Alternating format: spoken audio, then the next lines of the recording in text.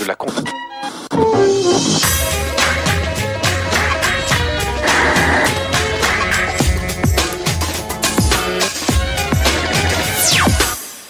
Salut à tous, samedi 12h45, plus clair, bienvenue pour toute l'actu média, les images, nos enquêtes, les coulisses et nos invités. Au programme aujourd'hui, le Média Mix pour commencer, c'est l'essentiel de la semaine média en images et en 5 minutes, avec d'abord le coup de sang du président de la République au Salon de l'Agriculture, tout sur la vidéo qui a fait le tour du monde. Dans l'actu aussi, les déboires de Yann Arthus Bertrand en Argentine. Notre Zoom, le Salon de l'Agriculture encore, et sa télé, Terre d'Info, une chaîne éphémère avec ses journalistes, ses plateaux et ses animateurs. Laurent Cabrol et Alexandre Debanne se mettent au vert. Notre invité, Jean-François Copé, il est le président de la toute nouvelle commission sur l'avenir de la télévision publique. 3 mois pour tout changer. Comment va-t-il s'y prendre? Il répond à nos questions. Un plateau d'enfoirés à suivre. Le concert pour les Restos du Cœur, c'est vendredi prochain. Marc Lavoine, fidèle des fidèles, et Anne-Marc Assus, productrice de la soirée, sont avec nous avec des images exclusives en avant-première. Hommage à Clo-Clo, la déferlante. Le 11 mars, cela fera 30 ans qu'il a disparu. Les télés et les radios se préparent au rendez-vous. Les coulisses de l'événement dans Plus Clair. Vous retrouverez vos autres rendez-vous, le zapping, les TV Télé. Cette semaine, Charlie et Lulu. L'Observatoire des séries. Nous avons interviewé la star de l'os, Matthew Fox. La Webzone et la télé des voisins avec un nouveau jeu américain, Amnésia, ou comment transformer votre vie en quiz géant. Voilà pour le menu. On commence tout de suite par l'actu de la semaine, résumé et mixé par Plus Clair. C'est le Média Mix préparé par Karima Hamzaoui et Théodore Bourdeau. C'est parti. Julie a bien fait de monter à Paris. Madame la commissaire, dont l'audience avait un peu faibli depuis septembre, a fait visiter la capitale à 8 850 000 téléspectateurs jeudi soir sur TF1. On n'est pas aux États-Unis ici. Julie a fait oublier leur gueule de bois à d'autres super flics. Samedi soir, les rugbymen du match France-Angleterre sur France 2 ont plaqué au sol les experts Manhattan. Tu vois, ça va. Aïe, aïe, aïe. Comme quoi, la pelouse française fait plus rêver que le bitume new-yorkais, ça console. Ils font bouger la France et aussi leur propre audience. 4 millions de personnes ont regardé mercredi soir sur France 2 le magazine de Béatrice Schoenberg. Forcément, ça va dans le bon sens. Avec 17,1% de part d'audience, c'est le meilleur score de l'émission depuis octobre dernier, mais ça reste en dessous de la moyenne de la chaîne. Quel est l'envers du décor? Eh bien, on aurait dit du Capital, des sujets et un ton très proche. Enquête sur ces compagnies low cost qui révolutionnent le transport aérien. Une thématique tout ce qu'il y a dans l'air du temps. Je veux parler du pouvoir d'achat. En janvier dernier, le même thème avait valu à Capital son record d'audience absolue avec 25% de part de marché. Impossible cette semaine d'échapper au coup de sang de Nicolas Sarkozy samedi dernier au Salon de l'Agriculture. Un jeune journaliste, membre d'un collectif baptisé YouPress, filme par hasard l'incident entre le président et un visiteur. Il propose ces images à une agence de presse qui décline l'offre, puis au parisien.fr qui les achète sans hésiter. Comment on évalue ça, j'en sais rien. Et donc j'ai appliqué le tarif qu'on pratique pour les autres structures légèrement augmenté, quoi. Voilà. Donc j'aurais proposé 500 €. Un prix ridicule pour un document aussi inédit sur un chef de l'État. Puis c'est la déferlante. La vidéo fait le tour du monde en quelques heures et le Parisien tente vainement d'en garder la paternité. J'ai mené une sorte de bagarre totalement vaine et inutile pour interdire la reprise au mépris de tout respect professionnel de ces images par des sites internet concurrents. Le journal Libération, comme les autres, récupère la vidéo et s'en défend. Cette vidéo, elle est sur le Parisien, mais elle est aussi partout. Elle est partout. Voilà. Donc, soit tout le monde s'accorde et dit, nous, ou au moins tous les médias, je mets un peu de côté les blogs, on la prend pas. Soit, effectivement, quand le copain il la prend, on la prend aussi. Résultat, à ce jour, la vidéo a été visionnée près de 6 millions de fois sur le net. Un record pour la visite d'un président de la République au Salon de l'Agriculture. Sans compter les diffusions jusque dans les JT. Je vous remercie. Et les Français n'ont pas l'air d'avoir goûté le buzz. D'après un sondage Opinionway paru vendredi dans le Figaro, ils sont 59% à trouver que les médias ont accordé trop d'importance à cette affaire. Du foot pour tout le monde. Bertrand Méheux, le patron du groupe Canal+, a déclaré vendredi que la chaîne cryptée diffuserait en clair une partie du feuilleton de la Ligue 1. L'attribution de la majorité des lots à Canal+ avait suscité un début de polémique. France Télévisions parlant d'un risque de privatisation de la diffusion des matchs. Du coup, Canal+ pourrait diffuser en clair un module contenant les buts de la Ligue 1. Frédéric Thiriez, le patron de la Ligue, s'en félicite. Mercredi, Yann Arthus Bertrand a retrouvé avec soulagement sa cabane au bois de Boulogne. Parti réalisé en Argentine, un vue du ciel pour France 2 consacré au grand fleuve du monde, il s'est retrouvé inculpé d'escroquerie et bloqué avec son équipe pendant près d'une semaine. En fait, Yann Arthus Bertrand se serait intéressé peut-être d'un peu trop près au barrage de Yacyretá, dont la construction a provoqué l'expulsion de plusieurs dizaines de milliers de personnes. Il a recueilli quelques témoignages très critiques. Extrait. Je n'ai pas voulu partir parce que j'ai vu dès le début le mensonge des promoteurs de Yacyretá, l'escroquerie qu'est Yacyretá. Je me suis rendu compte de la façon dont ils se comportent avec les gens. Ils leur mentent, ils les trompent. Le lendemain, l'agence de voyage avec laquelle l'équipe de Vue du Ciel travaillait sur place les a accusés de ne pas l'avoir payé, d'où l'escroquerie.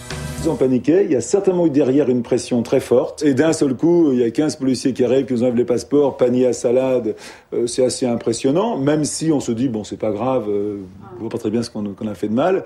Et on s'aperçoit qu'on est comme au pénal, quoi, qu'on est, c'est pas comme une affaire, on est comme un escroc. Finalement, un juge argentin les a tous libérés mardi dernier, sauf le directeur de production qui attend son jugement. Quant à l'accusation d'escroquerie, elle ne passe pas. Manifestement, il y avait machination et je sais pas comment on peut penser une seconde qu'on va escroquer une agence de voyage avec qui on va travailler, quoi. Bien sûr que ça m'a blessé. La séquence de la semaine, c'était lundi sur la Fox. Moment of Truth, traduction l'instant de vérité, est un jeu dans lequel les candidats doivent dire toute la vérité, rien que la vérité, pour gagner jusqu'à 500 000 $. Et un détecteur de mensonges vient valider ou pas les réponses. Lundi donc, Lorraine, une Américaine de 26 ans, était sur le grill, supportée par Frank, son mari. Pour la question à 100 000 $, son ex débarque. Do you believe I'm the man you should be married to? I'm going to be honest and say yes. Bon, son mariage vient de voler en éclats, mais il y a mieux, enfin pire. Since you've been married, have you ever had sexual relations with someone other than your husband? I'm going to have to say yes. Cette fois, c'est sûr, elle va rentrer seule chez elle, mais peut-être riche, à moins que, question suivante, à 200 000 $. Do you think you're a good person? Honestly, I think I am a good person. Mais le détecteur de mensonges ne valide pas la réponse. False. Lorraine a vraiment tout gagné. 9 millions de téléspectateurs la prennent pour une garce. Elle a perdu son mari, tout ça pour rien. C'est beau comme de la télé-réalité. Il est une chaîne où l'on peut retrouver Fred Courtadon, Jean-Marc Sylvestre et Alexandre Debanne, où les émissions s'appellent Bienvenue à la ferme, Au cœur du débat et Appel d'air, où l'on peut voir des reportages sur le lait de vache. Cette chaîne existe une fois par an pendant le salon de l'agriculture. Bienvenue à Terre d'Info, Karim Hamzaoui. Cette semaine à Plus Clair, nous aussi on est allé au salon de l'agriculture à Paris et voilà ce qu'on a découvert à Terre d'Info TV, une chaîne éphémère créée pour l'occasion par les chambres d'agriculture. 100 heures de programme, une dizaine de journalistes et animateurs. Allez, petite visite guidée avec l'unique réalisateur de cette chaîne. Je voudrais visiter, il y a 5 équipes de rédaction. Après c'est par là. Victor au montage, chef monteur. Je vais vous montrer là où on mange. C'est là qu'on mange et qu'on essaye de se reposer quand on a un peu de temps. On enchaîne les émissions tous les quarts d'heure. Très fort. Suivez-moi, suivez-moi. Nombre de caméras sur ce plateau, 5. L'espace cuisine. Magnifique, hein? Terre d'Info, c'est une douzaine d'émissions par jour sur l'agriculture, bien sûr, la santé, l'alimentation, l'environnement, bref, une chaîne où il y a aussi pas mal de... Débat de Terre d'Info, je dirais le débat qui fâche. Une chaîne avec aussi de grosses vedettes de la télé. On a même croisé notre Laurent Cabrol national qui n'a jamais été aussi jeune. Comme quoi il y a une vie après TF1. Sur Terre d'Info, il y a aussi un jeu animé par Alexandre Debanne qui sortait de table quand on l'a rencontré. C'est pas un bout de persil? Un jeu sans aucun lot à gagner et des questions sur l'agriculture, entre autres. Alors, Alexandre, content? J'aime bien l'ambiance parce que on renoue un petit peu avec les débuts des chaînes de l'époque ou des radios même, à l'époque libre ou télé. Il y a un côté brouillon et fouillis contre lequel on peut rien. Hein. On est dans le salon de l'agriculture quand même. En 2002, Terre d'Info était exclusivement diffusée sur le réseau interne du salon de l'agriculture. Puis les partenariats avec les chambres agricoles se multiplient.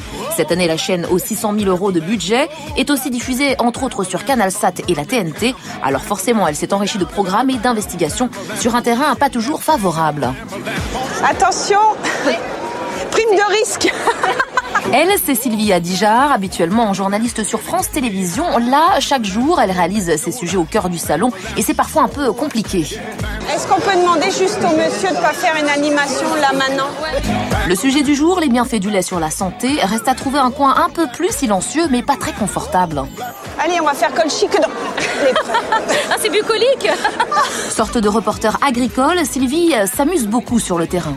C'est un peu folklore, tout en restant sérieux par rapport à l'information qu'on transmet. Et puis, c'est le salon de l'agriculture, c'est populaire, c'est les gens de tous les jours, comme moi, voilà. Demain, c'est le dernier jour du salon de l'agriculture à Paris. Fini les veaux, vaches et cochons pour Terre d'Info avant l'année prochaine. Ah bah voilà, une vache. Ah non, raté.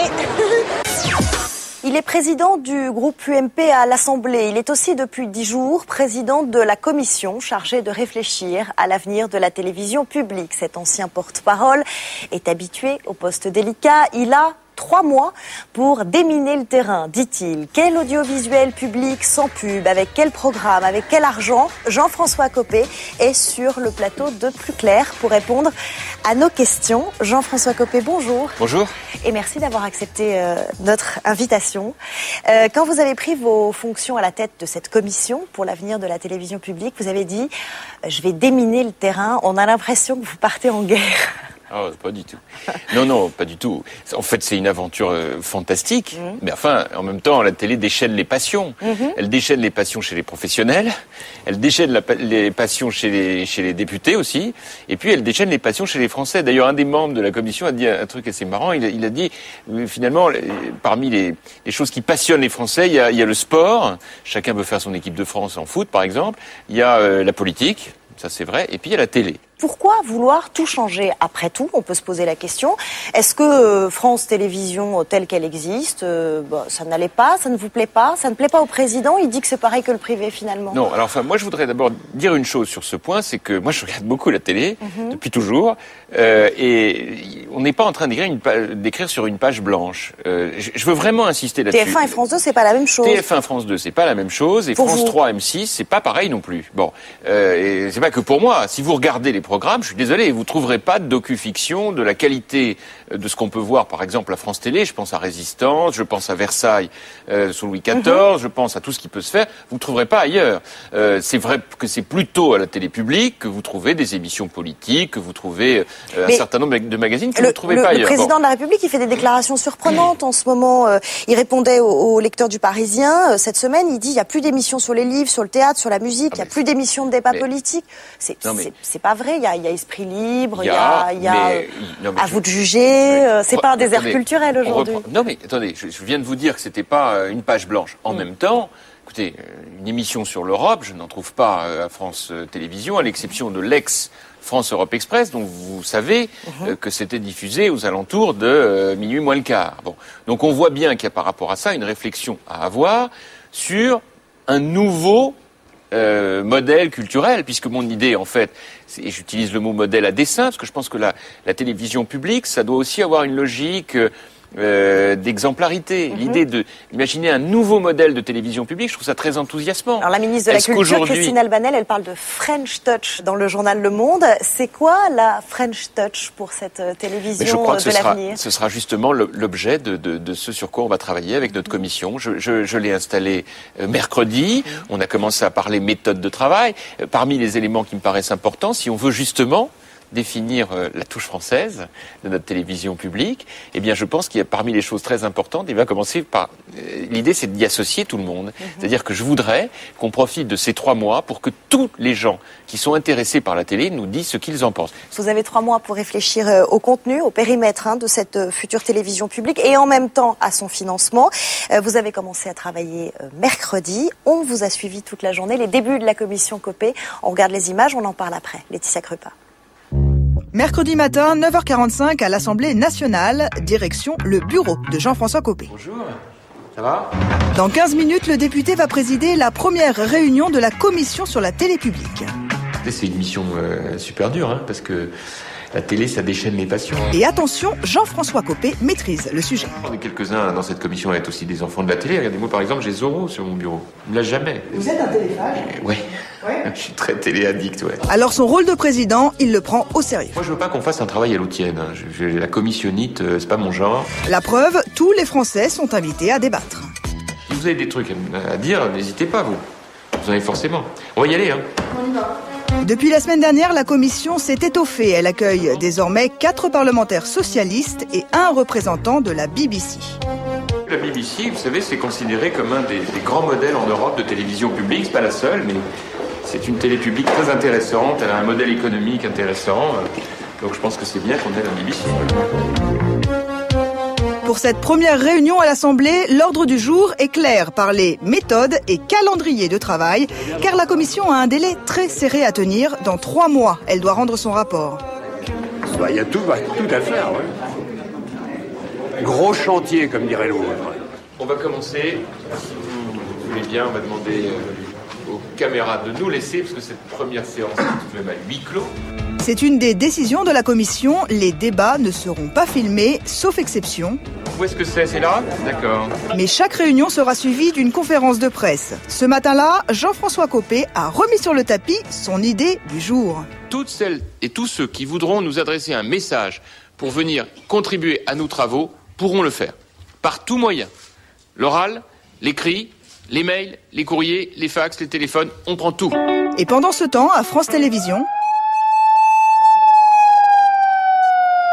Assemblée générale dans le hall pour la tenue du conseil d'administration. À la BBC, ils se sont permis l'année dernière de licencier 6 000 personnes. Nous ne sommes pas à l'abri. Nous ne sommes pas à l'abri, mais si c'est ça qu'ils veulent, ils vont pas être tranquilles jusqu'au mois de juin. 15h30, l'intersyndicale de France Télé arrive à l'Assemblée nationale pour son premier tête-à-tête avec Jean-François Copé. Et les délégués syndicaux sont plutôt remontés. Première annonce, 180 suppressions de postes dans l'audiovisuel extérieur, les échos de ce matin. Ça commence comme ça va très mal aller. Des licenciements qui concerneraient RFI et les 2 chaînes de télé TV5 et France 24.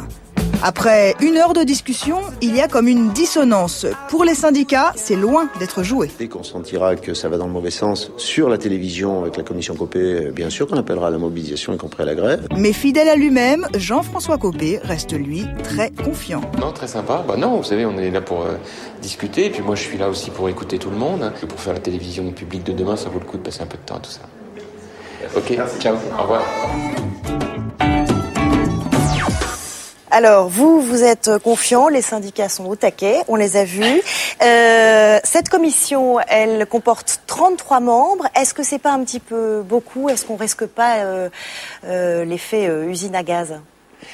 Ah non, parce qu'on a justement anticipé cette difficulté en faisant des 4 ateliers. Donc en fait, on va se répartir les auditions à travers ces 4 ateliers de 8 membres, à chaque fois à parité entre les parlementaires et les professionnels, parce que je crois que c'est très important de mélanger. C'est la particularité de cette commission. Voilà, tout à fait. D'ailleurs, parlementaires de gauche et de droite. Et là aussi, je crois que c'est très important que tout le monde soit représenté. Vous dites de gauche et de droite, les 4 membres socialistes se sont ralliés in extremis, s'ils avaient posé des conditions. Ils vous attendent au tournant, les socialistes, sur cette question. Oh, enfin, je sais pas s'ils m'attendent au tournant, mais moi je suis surtout très content qu'ils soient venus. Ouais. C'était important. Moi, j'aurais pas imaginé qu'on fasse une commission avec des parlementaires et puis qu'il n'y ait pas l'opposition. Et en l'occurrence, à gauche comme à droite, on a là les meilleurs spécialistes à l'Assemblée nationale de la télé. Et donc, je pense qu'on peut faire des choses tout à fait passionnantes. Assemblée nationale et Sénat, je pense qu'on peut faire des choses tout à fait passionnantes. Je voudrais revenir, si vous m'y autorisez, sur notre entretien avec les partenaires sociaux.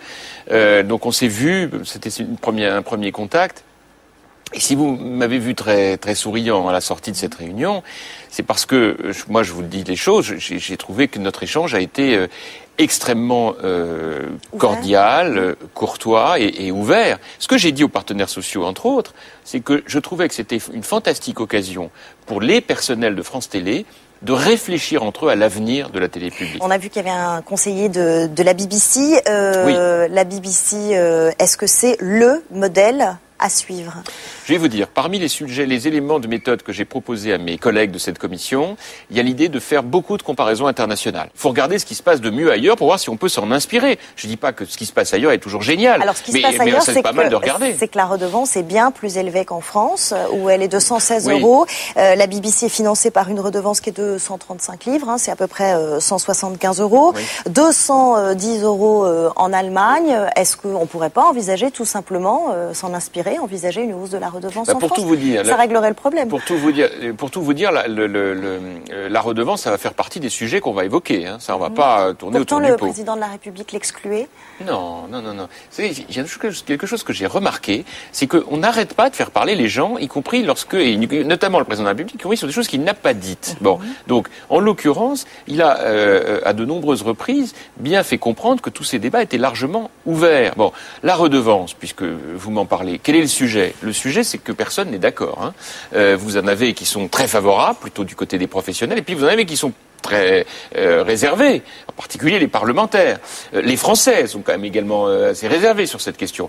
Moi, je pense qu'il faut poser tout ça clairement sur la table et puis réfléchir, parce que je pense qu'il faut regarder tout le modèle. Parce que la BBC dont vous parlez, elle a certes une redevance plus chère, mais elle a aussi un mode de fonctionnement. Elle est propriétaire de partie des droits des œuvres qu'elle diffuse. Enfin, il y a des réglementations différentes. Est-ce que la redevance, on peut en reparler très sérieusement après les municipales, par exemple ?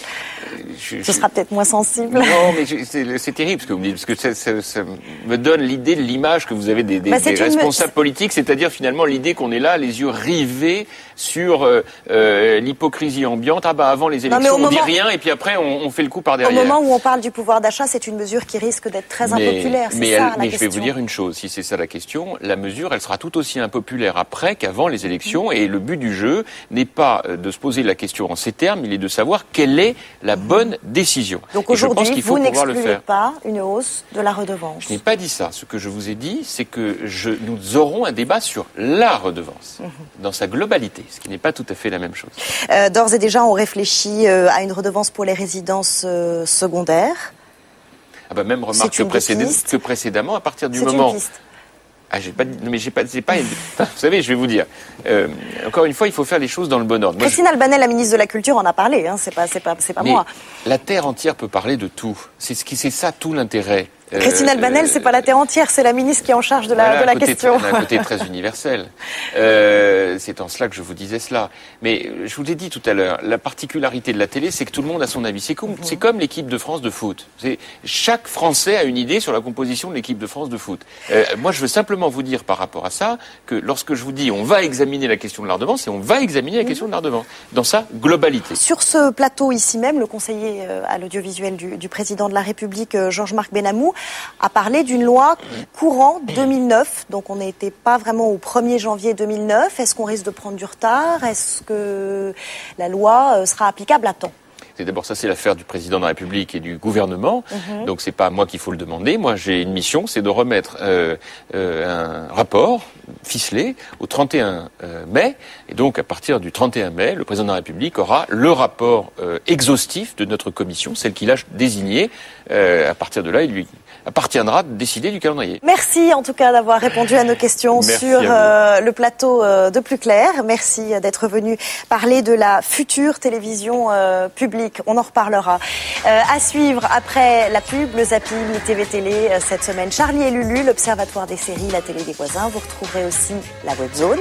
Et nos invités, deux enfoirés, le chanteur Marc Lavoine et la productrice Anne Marcassius, sans oublier notre reportage sur la Cloclomania, tout sur les préparatifs du 30e anniversaire de la mort de Claude François. C'est juste après la pub.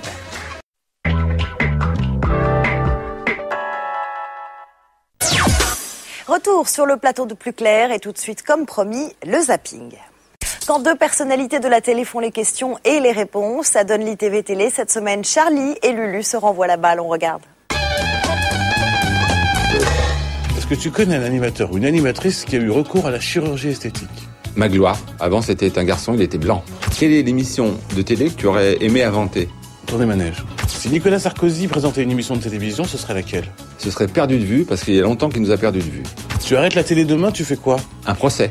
Tu découvres que derrière le Père Noël se cache un animateur télé. Qui est-il ?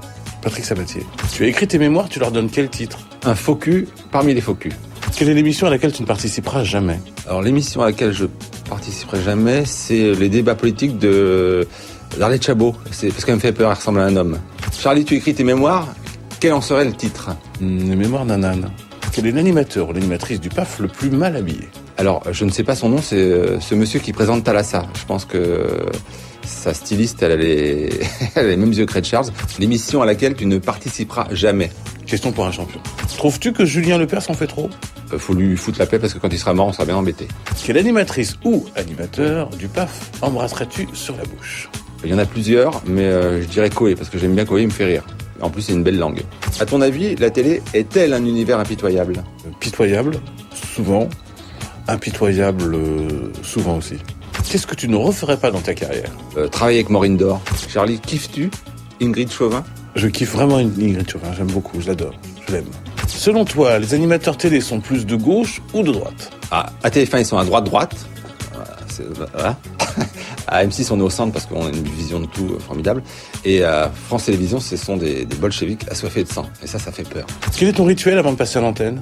Alors, tu sais bien, je te touche les fesses et tu as horreur de ça. Si la télé était un objet. Un aquarium. Tu demanderais à Valérie Damido de redécorer ton appartement?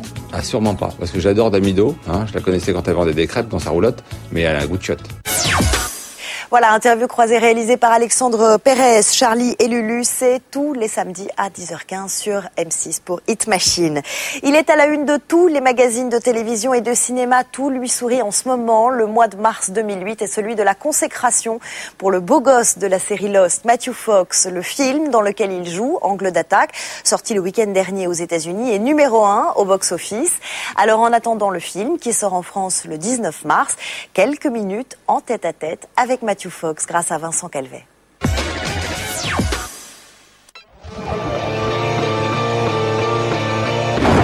L'année 2008 commence très bien pour le comédien Matthew Fox. La saison 4 de Lost, actuellement diffusée sur la chaîne américaine ABC, réunit en moyenne 15 500 000 téléspectateurs. Et au cinéma, le film d'action Angle d'attaque, dans lequel il joue un agent des services secrets, a récolté 23 millions de dollars le week-end dernier aux States.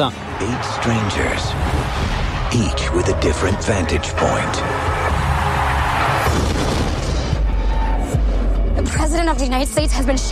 Matthew Fox est venu à Paris pour assurer la promo du film Angle d'attaque. On l'a rencontré. Je suis fasciné par l'idée que l'on peut vivre le même événement d'une manière totalement différente selon qui on est et où on se trouve. Ce film était l'occasion pour moi de participer à un thriller d'action qui parlait de ce thème. Si Matthew Fox n'a qu'un rôle secondaire dans le film, son nom est déjà bien mis en avant dans la bande-annonce. Dennis Quaid. Control is compromised. Matthew Fox. Forrest Whitaker. Normal, il est désormais une superstar. On le voit dans des pubs et sur les couvertures de magazines dans le monde entier. Tout cela, bien sûr, grâce à une série télé. Lost est ma priorité pour le moment. Quand on me propose des projets au cinéma, la première chose que je regarde, c'est s'il est possible de les faire coïncider avec le tournage de la série. Si aujourd'hui il doit tout au succès de Lost, il y a quand même un bémol. Où qu'il soit dans le monde, on lui parle toujours de la même chose. You know what, I got a theory about your show. Yeah? What's that? Yeah. You guys got no idea what's going on that island. I think your writers sit around the room and one guy's like, what's going on this island? The other guy's like, don't look at me. I promise you that's not the case. We know what's going on. I get that a lot. On me pose toujours des questions sur la série quand je me balade. La vérité, c'est qu'en fait, les gens ne veulent pas savoir la fin de l'histoire. Ils posent des questions sur Lost, mais si je fais semblant de leur répondre, ils m'interrompent tous pour me dire « Non, je veux rien savoir, ne dites rien ». On peut actuellement suivre la saison 4 de Lost en VOD sur le site internet de TF1. Mais y aura-t-il pour le comédien une carrière après Lost? C'est peut-être ça l'un des grands secrets d'une série déjà riche en mystères. Purgatory. I'm sorry? It's purgatory. You all died in the plane crash, but now you're stuck in purgatory. On connaît tous MacGyver, ce héros de série télé des années 80 un peu particulier, puisqu'il arrive toujours à se sortir des pires situations à l'aide d'objets du quotidien. Avec lui, un chewing-gum peut faire dévier un laser, et un rouleau de papier toilette peut désamorcer une bombe.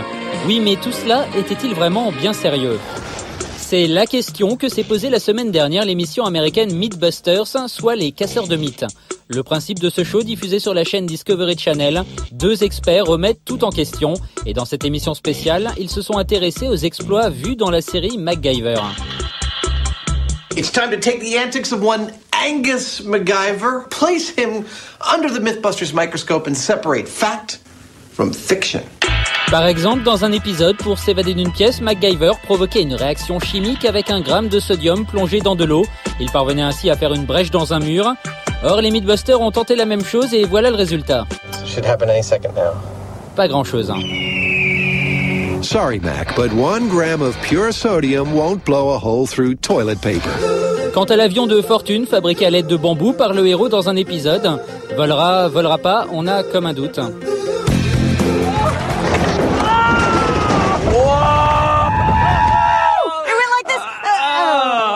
Au final, ce crash test de MacGyver est sans appel. Dans la vraie vie, ce héros débrouillard n'aurait jamais pu survivre un épisode. En France, l'émission Mythbusters est diffusée sur la chaîne Discovery Channel tous les vendredis à 20h45. Quelle est la seule émission de variété à recevoir plus de 40 artistes qui ne font pas leur promo? Réponse, Les Enfoirés. Cette année encore, le vendredi 7 mars, soirée événement sur TF1 au profit des Restos du Cœur. 19 ans que ça dure, plus de 10 millions de téléspectateurs. Derrière ce grand show, depuis le début de l'aventure, une productrice, Anne Marcassus. Elle va nous raconter les coulisses de ce concert exceptionnel. Elle est venue accompagnée d'un fidèle, parmi les fidèles, le chanteur Marc Lavoine. Merci à tous les deux d'être venus sur le plateau. Merci de nous avoir invités. De Plus Clair. Anne Marcassus, vous êtes là depuis le début de l'aventure. Je suis arrivée en 93. En fait, pour Les Enfoirés chante Starmania. Et en fait, j'ai commencé à m'occuper de cette émission-là et c'est ce qui m'a fait aimer mon métier aussi. C'est une bonne école pour une productrice parce que c'est un show tellement énorme que... Mais c'est l'école la plus formidable et puis surtout, c'est une famille. Après, c'est une aventure humaine incroyable. On est devenu une petite famille. Vous en faites partie de cette famille, Marc Lavoine, depuis longtemps. Je crois que vous étiez déjà là en 96. Mais, si vous voulez, ce qui est intéressant dans ce phénomène, c'est une ville qu'on déplace. Parce que quand il y a 40 artistes sur scène, vous pouvez multiplier par 10 le nombre de gens qui travaillent ensemble. Et c'est exemplaire parce que Les Enfoirés sont au service des Restos du Cœur. Donc c'est un collectif qui fait quelque chose de plus grand que lui. Et ça, c'est très très rare. Tout ce petit monde se déplace. Là, on le crée. Et vous, on vous prévient combien de temps à l'avance, par exemple, vous allez chanter ça avec telle personne à tel moment? Vous avez eu combien de temps pour vous retourner, pour vous préparer? Marc, c'est différent parce qu'il est là dès le départ. Il est aux réunions de préparation. Il nous aide à trouver les chansons. Donc finalement, il construit un peu le spectacle avec nous. Ah, c'est vous deux qui décidez? Non, pas nous deux. Non. Il y a un petit collectif et il y a Jean-Jacques Goldman en tête parce que c'est quand même notre... Lui, c'est le pilier des... C'est le pilier, c'est là qui est là depuis le début. Je pense que Coluche a créé les Restos du Cœur, Jean-Jacques a créé Les Enfoirés. Il a été nommé par Coluche au début pour s'occuper du domaine artistique puisque c'est lui qui avait fait la chanson et il a tenu sa parole. Après la disparition de Coluche, il a continué chaque année à renouveler cette opération parce qu'il sait, lui, au fond, on le sait tous, c'est la durée qui fait que l'association aujourd'hui peut être un contre-courant et en même temps une institution. Vous avez peu de difficultés, beaucoup de difficultés à recruter des artistes. Alors, comment vous faites ce casting? Comment vous décidez, cette année, c'est ces 40-là? Alors, c'est ce que dit justement Jean-Jacques. Il se rappelait au début, c'est vrai qu'on ramait, même lui, on l'envoyait au fond. C'était incroyable. Et puis finalement, petit à petit, on a créé quelque chose qui a donné aux gens envie de venir. Et puis nous, on avait besoin d'avoir des nouveaux, parce qu'on a besoin d'avoir les nouveaux qui font parler d'eux.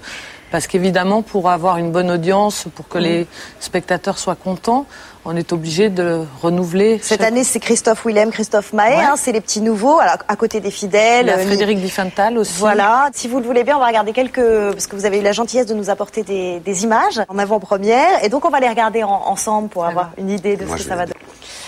Marc Lavoine, je vous entendais chanter pendant l'extrait, vous y êtes encore? Oui, c'est une sorte, c'est des poupées russes. C'est parce qu'on prépare, on répète, ensuite on fait le premier show avec le public qui répète un peu avec nous aussi.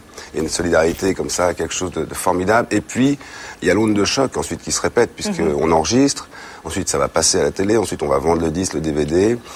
Donc, si vous voulez, on sait quand on fait quelque chose au resto que c'est quelque chose qui va rester et qui va servir immédiatement. Un tiers des ressources vient justement de cette soirée des Enfoirés. Le 8 mars, donc le lendemain de la diffusion à la télévision, le CD et le DVD sont mis en vente. Un DVD, c'est 18 repas chauds.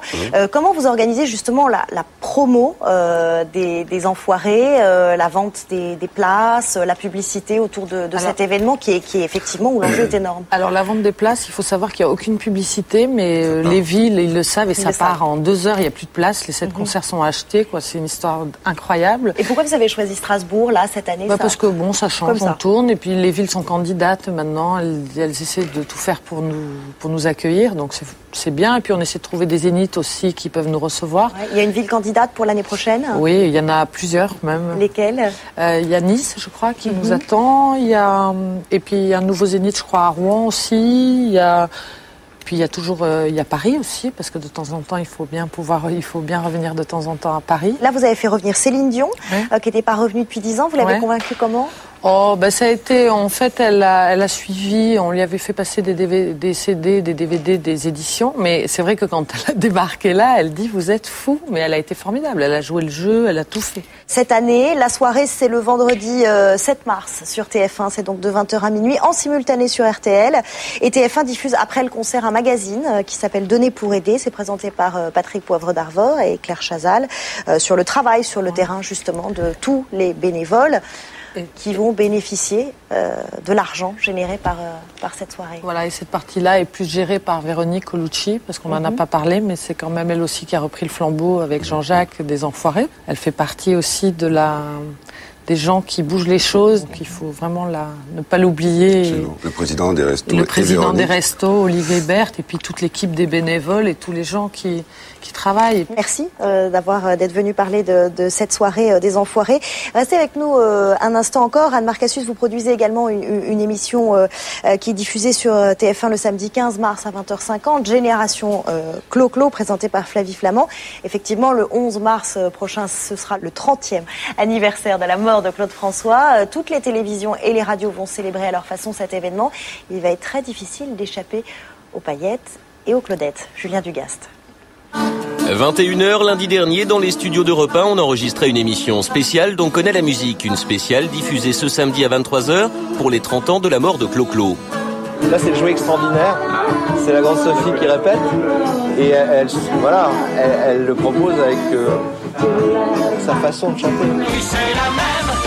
Des artistes d'aujourd'hui qui chantent Claude François, et ce n'est que le début d'un gigantesque raz-de-marée médiatique. Lundi à 20h50 sur France 3, Mireille Dumas proposera un doc intimiste. Nous étions toutes belles comme le jour. En Suisse ce soir, la TSR fera notamment chanter des passants pour passionnément Claude François. Les Magnoliens. Elles sont toutes belles. Le lundi au soleil, c'était une chose, je sais plus. Pour Télémélodie, ça sera plus classique. Télémélodie rend hommage à un mythe. Dans Un jour un destin, le 12 mars sur France 2, Laurent Delahousse nous dira tout sur les derniers jours de la star. Que s'est-il passé le 11 mars 1978 au 46 du boulevard Exelmans à Paris? Des fans, une foule, des cris. Mardi 4 mars sur TF1 cette fois, Charles Villeneuve se la jouera aussi enquêteur. Croyez-vous tout savoir sur Claude François? Pas si sûr. Et même Flavie Flament présentera sur TF1 un Génération Clo-Clo le 15 mars.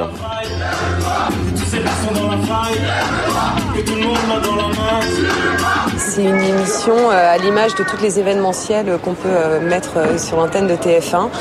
C'est un gros show, c'est l'occasion de passer une bonne soirée puis d'en savoir un petit peu plus aussi sur Clo-Clo. C'est la suite de ce hors-série, effectivement, d'On connaît la musique consacrée à Claude François. Retour à Europe 1. Vous allez tout savoir sur Claude François à la fin de la semaine prochaine grâce à Europe 1, ça je vous le garantis. Qui dit phénomène médiatique Clo-Clo dit forcément Clo-Clo Junior. C'est lui que toutes les radios, télé et journaux s'arrachent en ce moment. Était justement plutôt catalogué chanteur à minette, méprisé par, encore une fois, l'intelligentsia de l'époque. Je n'irai pas jusqu'à dire que c'est un juste retour des choses, mais en tout cas, c'est une belle rencontre. Il faut prendre sur soi d'expliquer, de raconter comment on a appris la mort de son père pour la 47e fois et quelle est sa chanson préférée, et voilà. Et oui, les tributes à Claude François, ça s'en va et ça revient. Pour les 10 ans de sa mort, Michel Drucker y allait déjà de son hommage. Bonsoir à tous. Ça s'en va et ça revient, c'est fait de tout petit rien, ça vous donne des ailes. Claude était un chanteur populaire, le chanteur du bonheur. Il ne chantait pas la noirceur du quotidien. Il a enflammé le cœur de milliers, de millions de fans pendant près de 15 ans et fait trembler tous les hit parades.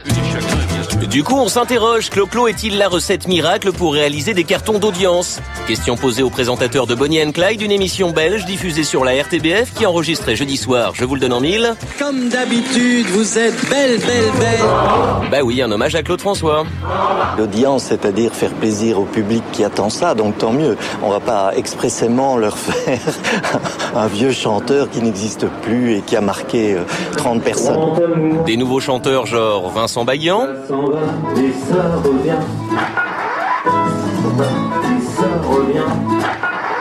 Ça s'en va, Et ça, il faut le couper. Ou encore Patrick Juvet qui a écrit Les Lundis au soleil pour Clo-Clo. Ça se serait passé pour d'autres artistes qui sont partis. C'est peut-être lui qui aurait été le producteur de l'émission parce que c'était quelqu'un de business. Là, vous allez enchaîner des interviews pour parler de Claude François ? Oui, je vais raconter la même chose. Mais en Belgique, on retrouve surtout un homme en pèlerinage médiatique, Claude François Junior. Entre les radios, les phoneurs et les télés, il y en a une tous les 2 jours depuis 2 semaines. Et là, je prends un break des vacances la semaine demain.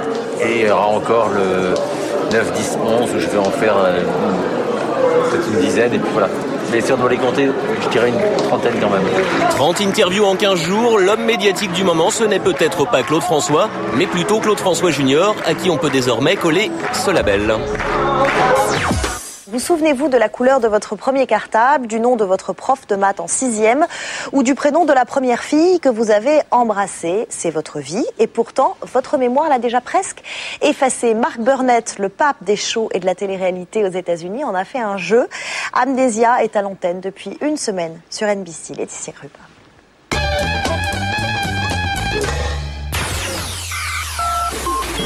La semaine dernière, la chaîne américaine NBC dégainait encore un nouveau jeu. This is Amnesia. Mark Burnett, le créateur de Koh-Lanta et Êtes-vous plus fort qu'un élève de 10 ans, a encore fait des siennes. Ce qui est original dans Amnesia, c'est que les candidats ne peuvent pas vraiment se préparer à l'avance. Ils ne peuvent pas étudier les dictionnaires ou les encyclopédies. It's the game show where all the questions are about you. I'm pretty good on me. Pretty good. All right. Voilà l'idée forte d'Amnesia, questionner les candidats sur des détails de leur vie. What was your father's classroom number? What was Jared Perucci, your high school quarterback's uniform number? Growing up, your dad set some ground rules when it came to your love life. At what age did he allow you to date? 16. Exactly. Et pour faire le show, c'est le très populaire Dennis Miller qui a été choisi. Ce comédien, habitué au second rôle, est à la télé une superstar des talk-shows.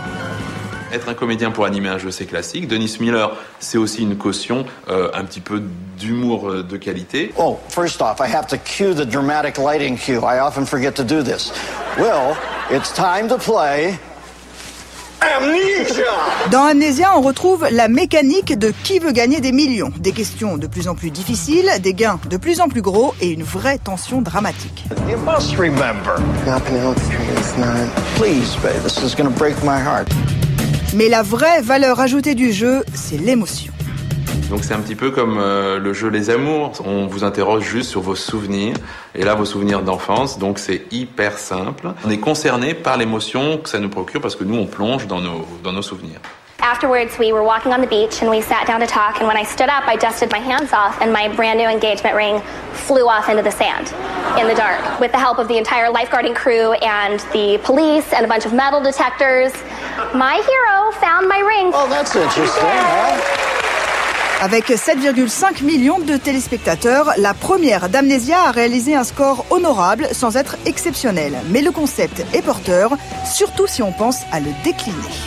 S'ils décident de faire une Amnesia célébrité, je pense que ça va vraiment cartonner parce que tout le monde veut savoir ce que Brad Pitt a fait quand il avait 10 ans. Moi-même, j'aurais envie de voir ça. Bonjour, je m'appelle Marcus, j'ai 16 ans, je suis intéressée par le journalisme télévisé et j'ai ma propre chaîne d'infos. C'est vrai, après tout, pourquoi attendre? Marcus Haroun, un jeune Américain, s'est inspiré des grands networks et a tout recréé depuis sa chambre. Les décors, le ton, tout y est. Même les pros sont impressionnés. Extrait commenté par Théodore Bourdeau. Quoi de neuf dans la webzone? Lui, c'est Marcus Haroun et à tout juste 16 ans, il présente déjà un vrai JT sur le net. Good evening, everyone. I'm Marcus Haroun, and in your headlines tonight. Depuis plus d'un an, cet ado américain anime tous les programmes de la chaîne d'infos en ligne qu'il a créée. Bon, au début, c'était pas encore très au point. Thanks for coming to my website. I hope you've enjoyed your stay and keep looking around. I'm Marcus Haroun, ABC Funny.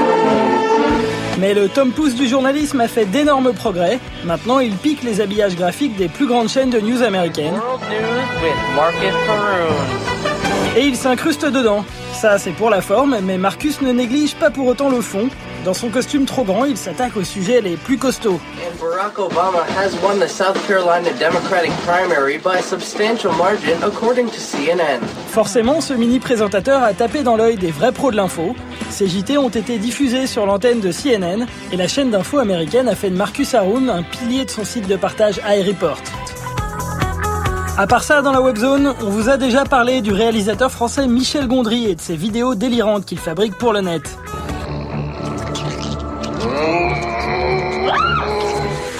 Dans le nouveau film de Gondry, Soyez sympa, rembobiné, qui sort la semaine prochaine, les acteurs Mos Def et Jack Black bricolent des versions artisanales de films cultes.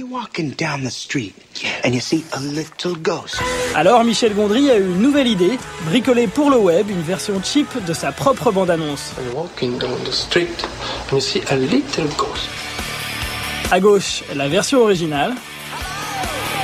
À droite, la version low cost. Et au compteur de visite, c'est la bande-annonce originale qui l'emporte avec 650 000 visionnages. Enfin, dans la webzone, il y a un candidat de la nouvelle star dont on parle beaucoup sur le net. Non, pas elle, mais lui. Julien, belle gueule, belle voix, il a marqué le premier prime de la nouvelle star la semaine dernière.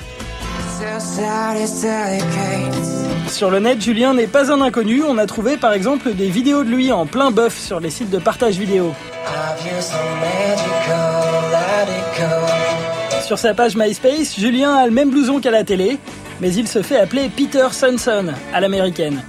Peter a plein de potes et parmi eux, il y a un autre branché de la télé-réalité, lui là, c'est Quentin, le vainqueur de la Starac 7. Reste maintenant à savoir si Julien de la nouvelle star ira aussi loin que son pote d'internet. Voilà, Plus clair, c'est fini. Vous retrouvez l'émission sur le site canalplus.fr. Moi, je vous retrouve samedi prochain, 12h45. Et d'ici là, ouvrez grand vos yeux.